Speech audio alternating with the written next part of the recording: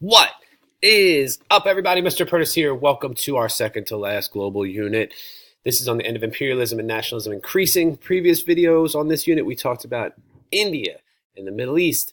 This one is on Africa, and most of this is going to revolve around after World War II. Remember, this is all the same time as the Cold War, so a lot of this stuff is going on simultaneously, meaning together at the same time, as the other units, this unit's going on. So the Cold War, this nationalism, same time, different places. So here's kind of get into this today. First, just a little review from earlier in the year. Just a reminder that Africa was colonized during this period called imperialism. The Europeans have superior weapons as a result of the Industrial Revolution. They have better technology. They have this concept of nerds. Remember, nationalism. They have economic motivations, religion, and social Darwinism, that they want to go out and conquer the Africans because of all of those reasons.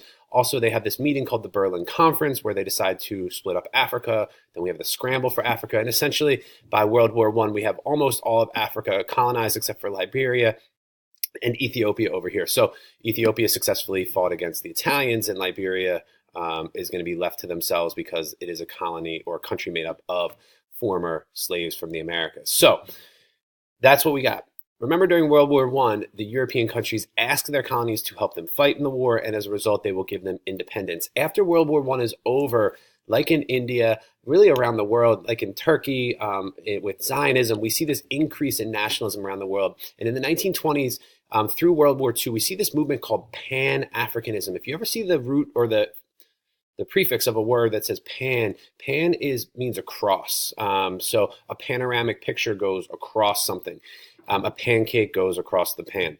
This is Pan-Africanism. It is the idea that people of African descent are united, no matter where you are from. So across continents, you are united with other people of African descent. So whether you're African American in the United States, whether you're Afro-Cuban living in the country of Cuba, whether you're from the continent of Africa, whether you're Jamaican, whether you live in Germany and you are of African descent, whether you live in Brazil, it doesn't matter. This is the idea that all people are together. And the movement of Pan-Africanism was that people around the world who are of African descent need to help each other out, because no matter where they are in the world, they're being discriminated against. Whether you're in Africa in a colony run by the British, whether you are an African American living under segregation and KKK and the inability to vote in the southern part of the United States, whether you live in Brazil, it doesn't matter. And this guy, who you'll probably learn more about next year, and maybe you learned about him in 8th grade, is Marcus Garvey. He was trying to promote a Back to Africa movement in the 1920s where all African people would go back to Africa. Didn't ever really work out because a lot of people who are African American in the United States especially are like, dude, I've been living here my family's been here for 200 years. Why am I going to go to Africa? So it doesn't really work out. But this movement of nationalism among African people around the world is going to increase. In Africa itself, so within these areas of Africa, some countries are going to try and get their independence after World War II. So remember, they helped fight in World War I, wanted their independence, didn't get it. After World War II, the Europeans say, help us fight, we'll give you your independence. And when the war is over, we see this nationalism continue to increase. One example here is in Ghana. Ghana is this country in red here on the west coast of Africa. This man's name is Kwame Nkrumah. He is the leader of the nationalist movement. Similar to Gandhi, he showed a lot of promise young. He was educated in Britain. He comes back to Ghana, realizes with all of his British education about how unfairly the Ghanaian people are being treated. Not that he needed the education to figure that out, but the education helps him and encourages him to fight for this independence. And they're going to use this kind of Gandhian model of boycotting and protesting, and it works. And Ghana gains their independence. They're one of the first countries in Africa to get their independence. And when they get their independence, it leads to this wave of independence movements in Africa, in this area right here. So this is actually him with the Queen, and then this is the flag of Ghana today. Some have to fight in wars. Not everyone gets their independence by peacefully protesting and saying, and boycotting British goods. Some actually fight. And there's a country called Kenya, and coming back here, Ghana over here. We have, and Kenya, which is in this area right here, these two countries are going to actually, Kenya's actually going to have to fight a war for their independence. And their leader of their independence movement is Jomo Kenyatta. Again, kind of an easy guy's name to remember because Kenya is in his name. So Jomo Kenyatta, he is the leader of the nationalist movement in Kenya. They try and peacefully protest. It's totally unsuccessful. There's no way they're getting their independence. So they actually say, let's actually fight for our freedom. Let's fight against the European powers. Let's actually try and win. Their movement is actually called the Mau Mau movement, which is down here where they want to, that's the name of their group. They actually successfully win their independence in 1963. So all around Africa, we see these different nationalist movements. One kind of exception to this, a little bit different than most of these other places. So most of Africa gets their independence in the 50s, 60s, and 70s. One exception to this is in South Africa. South Africa has a very strict segregation system. It's one of the places where a lot of Europeans, compared to other countries, had settled.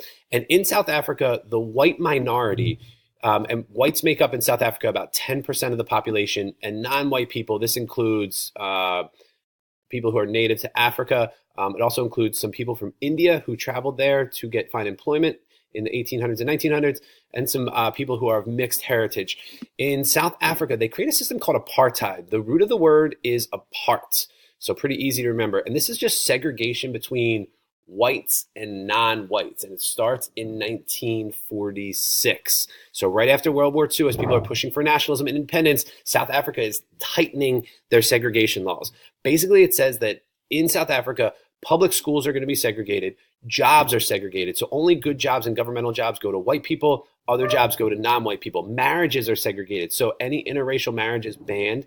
We also have homelands, and homelands are the idea that blacks have certain areas and whites have certain areas. So you can't be black and live in the white neighborhood. It's against the rules. And black land generally is bad. White land is generally much better. And last is pass laws. And pass laws just refer to if you are not white, you have to carry an ID card with you at all times. If you want to leave your homeland, your neighborhood, you need to get a permission from the government in order to leave. So black people have to carry the pass. White people don't. This segregation is going to be put in place in 1946, and it's going to last until the early 1990s. So we're not talking that long ago. The group that protests against this is called the African National Congress. It's not just black people. There are some white people in the African National Congress too who realize and are against this apartheid system, but it's primarily led by black people. They are going to, at first, use Gandhi's ideas of boycotting and protesting, and they really are going to march to end this apartheid system, to fight against this injustice in South Africa. The leaders of this movement, the leader of the ANC and kind of the figurehead of the ANC is this man, Nelson Mandela. Nelson Mandela is going to be arrested and imprisoned in 1964. He is going to be arrested for what's called sabotage against the South African government. Although the African National Congress was peaceful and boycotted at first, they find that it's unsuccessful. So a lot of people in South Africa the ANC turns to like bombing train stations and businesses, not with the intention of killing people, but it does happen. So he's actually, since he's the leader of the ANC, he's arrested. He's thrown in prison. He gets a life sentence. He's only going to spend, he is going to spend 27 years in prison, but he's seen as the leader of the ANC. This is Archbishop Desmond Tutu. He is a Archbishop in the Anglican Church. He is seen as one of the leaders while Mandela's in prison, takes on a very outspoken role. And because he's a religious figure, sometimes he's listened to more than some other people might. And then down here, this is F.W. de Klerk. He's the president when apartheid ends. He is going to be the political person who officially ends it as a result of pressure. With the outcome of all this, apartheid ends in 91-92.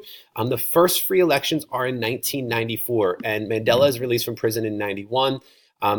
So they have their first elections where black people can vote, and for the first time ever in South African history. Mandela is elected as president. One of the problems that Mandela faces, and is still in South Africa today, is that there is a great unequal distribution of wealth because of this apartheid system, because of education and jobs and where you live.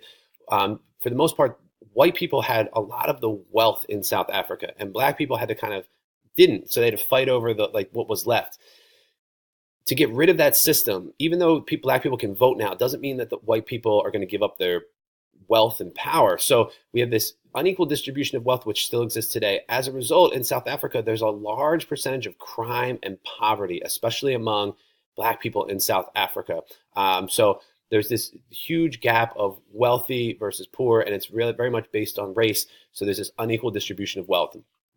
Also, after the apartheid system ends, Mandela holds what is called the Truth and Reconciliation Commission.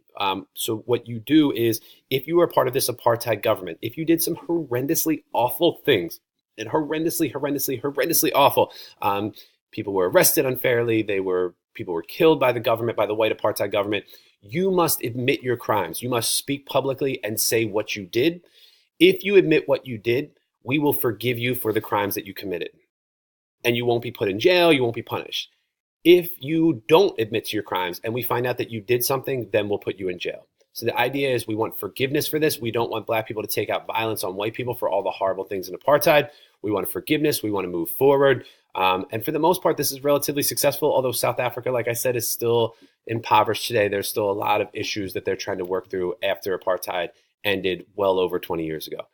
That's what I got. That's nationalism. As always, any questions, write it down. Let me know.